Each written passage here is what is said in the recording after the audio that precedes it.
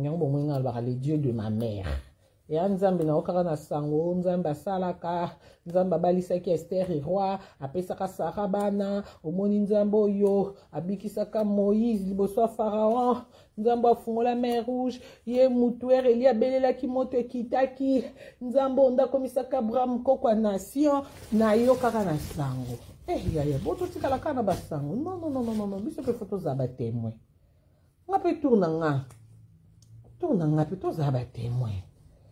Loko na moni ba Abraham ontena ba Moïse. Nga sko na moni Charlotte. Donc voilà. Na parmi ba témoin pe leo na koloba ki le Dieu de ma mère. Nzamba Charlotte aseli nga boy. Et puis esiko nzamba kana problème o ko senge ya robata mais ceux qui ont bien répondre en public. Point nino. Nzamba ko ka secréter. Okoko senge makambu ya kuzu penza osambelo aka yo moko zolela. Mais ceux qui linga répondre yo. O la répondre on a kuzu batba mona tete ya répondre ake ako. Bosi sango. Nzambe. Abi répondre